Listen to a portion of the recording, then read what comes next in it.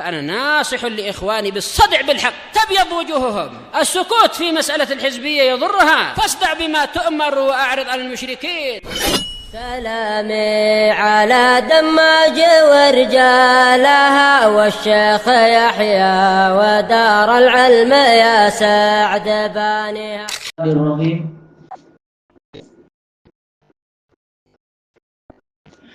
Kita kembali ke Riyadhus Shalihin. Qala al-Imam An-Nawawi rahimahullahu taala al-hadisut tasi' was sab'un ba'dal alf 1079 wa anhu radhiyallahu an Utsman bin Affan radhiyallahu an qala ra'aitu Rasulullah sallallahu alaihi wasallam tawadda'a mithla wudu'i hada. Saya melihat Rasulullah sallallahu alaihi wasallam berwudu seperti wudu saya ini. Ini menunjukkan kesungguhan Utsman untuk mengajari umat bagaimana cara wudu Nabi dengan apa dipraktikkan sebagaimana kelengkapan hadisnya itu, dan menjelaskan wudu yang kalian lihat ini bukan ra'yu saya sendiri, ini yang saya lihat Rasul melakukan itu. Baik, dan di sini ada dalil tentang keutamaan mengajar dengan fi'il, betul-betul mencontohkan untuk kepada orang-orang yang mungkin belum tahu atau belum paham dan seterusnya. Summa qol, kemudian Rasulullah Shallallahu Alaihi Wasallam bersabda, man tawadda'a hakadha, barang siapa berwudu seperti ini. Jadi perkara wudu tidak dikembalikan kepada ra'yu para makhluk, tetapi mengikuti Nabi Shallallahu Alaihi Wasallam sebagai teladan. Jadi perintah Allah, faghsilu wujuhakum wa aydiyakum dan seterusnya, bukan memakai rasional sendiri, ra'yu sendiri, tetapi ikut bagaimana cara Nabi praktek. Tapi walaupun setelah itu tahu-tahu fuqaha ada aja yang keliru-keliru dan sebagainya, atau walaupun Imam Syafi'i ataupun imam yang lain ada aja ijtihad yang keliru. Sudah jelas Nabi mencontohkan untuk mengusap kepala adalah dari bagian paling depan hingga belakang, kemudian kembali ke depan. Tapi tahu-tahu ijtihad jadi lain, padahal dalil sudah sangat jelas, yaitu karena Allah mengatakan biru'usikum, abaknya adalah tabaidiyah sebagian. Dari mana kita tahu baknya tabaidiyah sementara dalil yang lain telah menunjukkan baknya adalah lil ilsaq, buktinya perkara yang mirip dengan wudu, yaitu tayammum. Apa itu? Famsahu biru'usi wujuhikum. Apakah hanya mengusapkan debu ke setengah wajah atau seperempat? Tak, tapi semua wajah. Dan praktek Nabi menunjukkan apa yang Allah inginkan, karena Nabi sebagai penjelas, yaitu mengusap rambut itu semua, maksudnya adalah bagian atas dari depan sampai belakang, kemudian ke depan lagi. Tapi gimana tahu-tahu tepuk-tepuk macam itu? Alasannya adalah hadis Mughirah bin Syu'bah, yaitu Nabi mengusap ubun-ubun dan mengusap apa? Sorban. Nah, ini sorban tak boleh kemudian dicampur-campur, yaitu kalau Nabi pakai sorban, pakai imamah, beliau memang hanya mengusap kepala bagian depan saja, kemudian sorbannya diusap sebagai ganti dari rambut. Bahkan ini menguatkan pendapat yang betul, memang seluruh kepala harus diusap. Makanya Nabi tidak mencukupkan hanya menepuk-nepuk bagian depan, tapi sorban sebagai ganti rambut, sebagai wakil kepala, itu diusap semua oleh Nabi, semua dalam artian sampai ke belakang, kemudian ke depan lagi. Tapi diberi keringanan, karena kalau sorban terlalu basah nanti menyakiti kepala, maka tidak ke depan pun tidak mengapa.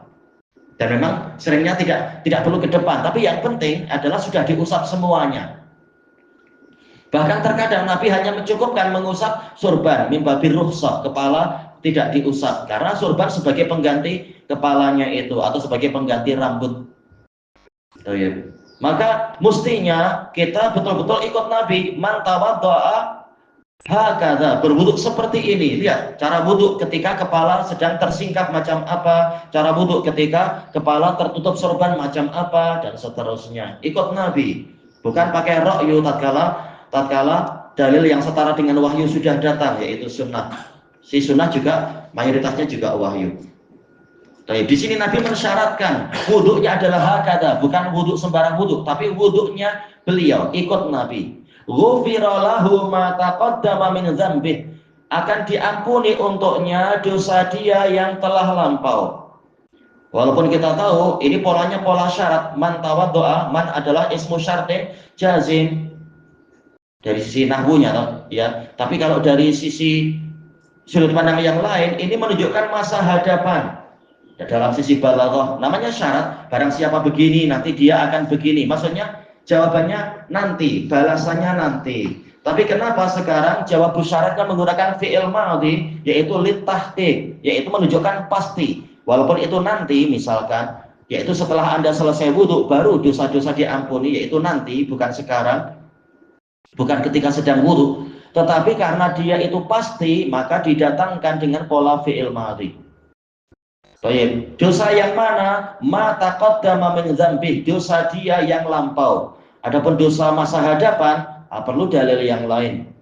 Dan dalil-dalil yang lain juga menunjukkan ini adalah dosa kecil, bukan dosa besar. Dosa besar wajib taubat. Tapi apakah dosa kecil berguna kalau kita tak punya yaitu apakah wudhu itu berguna untuk menghapus dosa besar kalau kita tak punya dosa kecil? Misalkan berguna, kata Imam Nawawi, yaitu nanti di hari kiamat akan ditimbang antara kebaikan dan keburukan. Maka ini sangat berguna, walaupun dia tidak berupa amalan taubat, tapi amalan-amalan yang lain. Nah, dengan taubat lebih cepat lagi untuk menghapus dosa sebesar apapun, bahkan kesyirikan dan kekufuran. Wa kanat sholatuhu wa masyuhu ilal masjidi nafilah. Dan yaitu kalau memang dosanya sudah terhapus semua, dosa yang kecil, jadilah sholat dia, yang kita tahu sholat itu juga untuk menghapus dosa, dalil banyak sekali. Demikian pula perjalanan ke masjid, sebagaimana dalam hadis Abi Hurairah dan hadis Ibni Umar, itu langkah-langkahnya itu menghapus dosa. Di samping juga ada keutamaan yang lain. Nabi mengatakan, maka sholat dan langkah dia ke masjid itu menjadi tambahan untuk menghapus dosa-dosa yang boleh jadi masih tersisa, atau kalau dosa kecil sudah habis, maka untuk menambah catatan kebaikan dan menaikkan derajat dan seterusnya. Dan pasti yang namanya nafilah itu sangat penting. Kita tak tahu dosa kita sebanyak apa, tuntutan di hari kiamat sebanyak apa, dari manusia, dari jin, dari hewan, dan seterusnya barangkali. Atau jangan-jangan tuntutan dari Allah karena tidak diibadahi sebagaimana mestinya, atau tuntutan dari Nabi yang syariatnya boleh jadi entah bagaimana kita bersikap kurang dan seterusnya, misalkan kurang dari standar atau berlebihan sehingga masuk ke larangan Nabi juga. Tuntutan banyak sekali, makanya semakin banyak amal soleh yang diterima oleh Allah, maka diharapkan ini mampu untuk menutupi dan menghapus dosa-dosa yang ada dan sebagainya. Tidak seperti ucapan sebagian orang awam ketika diajak, mari kita puasa Arafah. Saya kemarin sudah puasa Ramadan menghapus dosa antara Ramadan 1 ke Ramadan kedua. Iya, itu betul, tetapi kita tak tahu untuk kitanya sendiri, betulkah dosa kita sudah terhapus? Jangan-jangan saking banyaknya sampai belum mencukupi. Itu pun puasa Ramadan kita seperti apa kualitinya, itu pun kita tak berani menjamin sudah sesuai, sudah bagus, sudah tepat, sudah pahalanya 100% misalkan atau apa. Makanya harusnya nafilah-nafilah itu juga dikerjakan. Bukan untuk bermalas-malasan dalil-dalil yang seperti ini. Sudah, saya cukup wudhu, berarti apa? Sholat tak perlu, jalan ke masjid tak perlu, wudhu menghapus dosa. Ini salah besar nanti. Jelas, sholat itu wajib dan seterusnya. Intinya hadis ini menjadi dalil tentang keutamaan berwudhu. Tapi wudhu yang mana? Diikat, yaitu wudhu seperti wudhunya Nabi, bukan seperti ijtihad-ijtihad yang keliru atau apalagi yang betul-betul mengikuti hawa nafsu dan seterusnya. Dan hadis ini juga menunjukkan luasnya rahmat dan kurnia Allah kepada kaum mukminin, yang mana Dia menyediakan untuk mereka berbagai fasiliti untuk menghapus dosa. Kita tahu masuk Islam pun menghapus dosa, tapi kita tak tahu setelah itu berapa banyak dosa-dosa kita. Maka banyak kesempatan untuk menghapus dosa lewat wudhu, lewat sholat, lewat berjalan ke masjid, atau lewat banyaknya sedekah, karena sedekah juga memadamkan kesalahan sebagaimana air memadamkan api, dan berbagai jenis ibadah yang lain. Itu adalah rahmat Allah Ta'ala untuk kita, bukan untuk menyusahkan kita dan seterusnya. Ini justru demi kebaikan kita sendiri. Makanya ayat yang disebutkan oleh Imam An-Nawawi di awal bab ini, di awal kitab ini ya, berarti yaitu Kitabut Thaharah, betul, atau Kitabul Fadhail, berarti dalam bab yaitu dalam bab Fadlul Wudu, telah menyebutkan lafaz yang umum dari Allah Ta'ala, yaitu ma yuridullahu liyaj'ala 'alaikum min haraj. Allah tidak ingin untuk mengadakan kesulitan atau kesusahan untuk kalian, walakin yuridu liyutahhirakum, tetapi Allah ingin untuk menyucikan kalian, yaitu suci dari hadas-hadas dan juga suci dari dosa-dosa. Ternyata wudhu bukan hanya untuk menghilangkan hadas, tapi juga untuk menghapus dosa-dosa. Waliyutimma ni'matahu 'alaikum, dan untuk melengkapkan kenikmatannya kepada kalian. Jadi syariat wudhu ini bukan untuk menyusahkan, tapi malah adalah untuk agar semakin lengkap kenikmatan kita, menyebabkan hadas terhapus, dosa-dosa juga terhapus. Demikian pula bahkan wajah menjadi semakin cemerlang di hari kiamat, agar mudah untuk kita diizinkan pergi ke telaga Nabi, karena Nabi akan melihat mana umat Muhammad, mana yang bukan. Umat Muhammad dilihat dari cemerlangnya dia karena jejak-jejak wudhu. Maka ini adalah untuk kesempurnaan nikmat, agar memudahkan kita mendapatkan berbagai perkara yang diperlukan tadi dalam situasi yang susah, yaitu di hari kiamat nanti. Susah karena kehausan, atau susah karena banyak dosa yang harus dipikul, tapi dengan wudhu dosa-dosa diampuni, dan seterusnya, keutamaan banyak sekali, dan pahala pun ditambahkan. Baik, belum lagi nikmat yang lain, yaitu setan dijauhkan, karena setan adalah makhluk najis. Kalau orang rajin berwudu, insya Allah setan akan menjauh, sebagaimana dalam hadis Abi Hurairah dan yang lainnya terkait dengan, yaitu kalau kita bangun tidur, berzikir, berwudu, maka semua buhul-buhul setan itu akan hilang, dan seterusnya. Kalau tidak, setan mungkin akan masih terus bertenggek di hidung kita, atau bernaung di telinga kita barangkali, atau mengencingi kita, dan seterusnya. Maka syariat wudhu ini adalah nikmat yang sangat besar. Baik. Kemudian kita masuk ke hadis berikutnya, al-hadisus samanun ba'dal alaf, 1080. An Abi Hurairah radhiyallahu anhu anna Rasulullah sallallahu alaihi wasallam qala, "Idza tawadda al-'abdul muslim," jika hamba muslim awil mukmin itu berwudu. Ini menunjukkan apa? Tugasnya hamba Allah memang jadi hamba, yaitu beribadah kepada Dia sesuai namanya abd, yaitu yang menjadi hamba, memperhamba diri, menghambakan diri kepada Allah Ta'ala. Tugas hamba adalah untuk beribadah, bukan malah seperti sufiah yang mengklaim saya sudah ma'rifah, tak perlu ibadah, saya sudah hakikat, sayalah yang jadi Tuhan. Bukan macam itu. Kita ini hamba, sampai hari kiamat kita adalah hamba. Dan hamba yang mana? Yaitu hamba yang muslim, bukan yang kafir. Mukmin, bukan yang kafir. Ini keraguan sebagian rawi, muslim atau mukmin, tapi tak masalah, intinya sama. Faghasala wajhah, fa-nya di sini adalah fa tafsiriyah, bukan fa ta'tibiyah, bukan setelah wudhu kemudian mencuci wajah, tapi jika hamba itu berwudhu, maksudnya bagaimana? Fa-nya fa tafsiriyah, dijelaskan maksudnya wudhu itu seperti apa. Faghasala wajhah, dia mencuci wajah, bukan mengusap tapi mencuci. Mencuci itu bagaimana sih? Ada isalatul ma, ada air yang mengalir. Kalau polanya mengalir, kalau kita masuk ke kolam atau sungai atau laut, ya istilahnya bukan mengalir, tapi istilahnya air itu agak banyak, bukan sekedar sisa air yang menempel di tangan diusapkan. Kharaja min wajhihi kullu khati'atin nadhara ilaiha bi ainaihi ma'al ma. Keutamaannya apa? Akan keluar dari wajahnya itu semua kesalahan yang mana dia melihat ke situ, yaitu kesalahan pandangan mata, bi'ainaihi, dengan kedua matanya itu, ma'al ma, keluar bersama air. Jadi walaupun air ini adalah makhluk fisikal, tapi dengan rahmat Allah Ta'ala dia menjadi sebab membawa dosa-dosa itu keluar. Ini nikmat dari Allah. Walaupun dia fisikal air, tapi dia mampu membawa benda-benda maknawi, yaitu dosa. Dosa itu bentuknya macam mana, kode genetiknya apa, atau rumus kimianya apa, tak perlu dibahas macam itu. Tapi ini sesuatu yang maknawi. Ternyata boleh air membawa perkara maknawi tadi untuk keluar dari mata kita, sehingga dosa berkurang.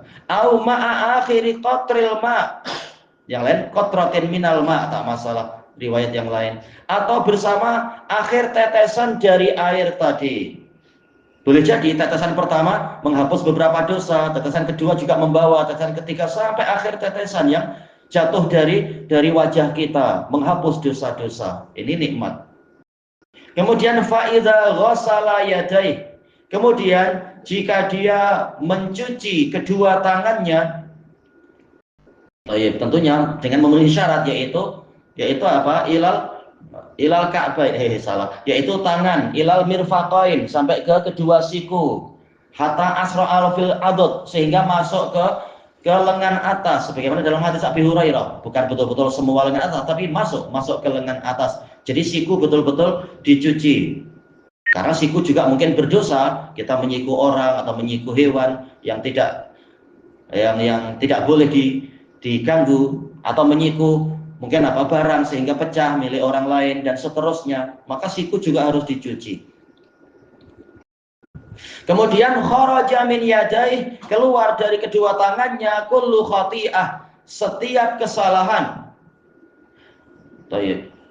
Batasyatha, yang karena batasyatha, yang mana dia perbuat dengan yadahu, kedua tangannya. Asal dari batasya itu adalah menyiksa atau memukul atau menggenggam.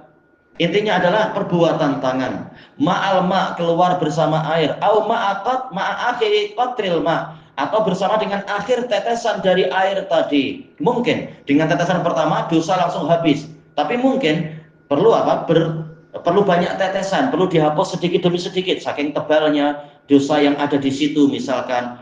Atau kita tak mampu memastikan dan menjamin wudhu kita 100% sudah sesuai dengan ajaran Nabi. Mungkin sesuai, mungkin ada kekurangan sedikit-sedikit, kita tidak maksum. Boleh jadi yang 100% ikut Nabi menghapus dosa dengan cepat, tapi yang ada kekurangan, boleh jadi efeknya juga kurang kuat, kesan dan pengaruhnya kurang kuat, sehingga ya memang boleh jadi dosa keluar bersama tetesan pertama, boleh jadi memerlukan beberapa tetesan yang lain.